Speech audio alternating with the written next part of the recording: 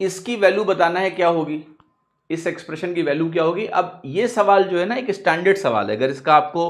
पहले से कॉन्सेप्ट नहीं पता है तो ये सवाल ज्यादा समय लेगा, हो जाएगा तब भी, क्योंकि छोटी छोटी वैल्यूज हैं, आप सबका स्क्वायर निकाल सकते हो और सबका स्क्वायर निकाल के जोड़ घटा लो उत्तर आ जाएगा। पर पैटर्न यहां पर क्या है बेटा कि कभी भी अगर आपको एक संख्या दिया हो 2 स्क्वायर माइनस 1 स्क्वायर, तो ये वैल्यू बनती है 2 प्लस 1 इंटू 2 माइनस 1 तो 1 हो गया, तो 2 स्क्वायर माइनस 1 स्क्वायर 2 प्लस 1 हो गया।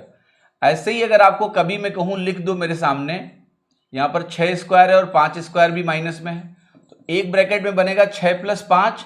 और जो 6 माइनस 5 है उसका अंतर तो 1 है। तो ये स्टैंडर्ड पैटर्न क्या होता है कि अगर आपके सामने ए स्क्वायर माइनस बी स्क्वायर दिया हो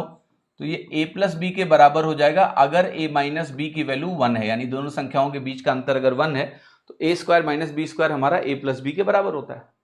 तो अब उसी लॉजिक का मैं यूज करके इस सारी चीजों को लिखूंगा, क्योंकि 2 स्क्वायर के साथ 1 स्क्वायर मौजूद है तो 2 प्लस 1 हो गया, 6 के साथ 5 है तो ये आपका 6 प्लस 5 हो गया, और 10 के साथ अगर 9 है तो ये 10 प्लस 9 है, 14 के साथ अगर 13 है तो ये 14 प्लस 13 है। अब इसी को जोड़ना है तो ये हो गया 27, 36, 46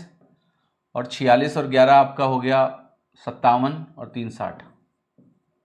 और 60 आपका कहाँ है डी। आप वैसे भी लगा सकते हो डी, क्योंकि जैसे ही आपने देखा कि आप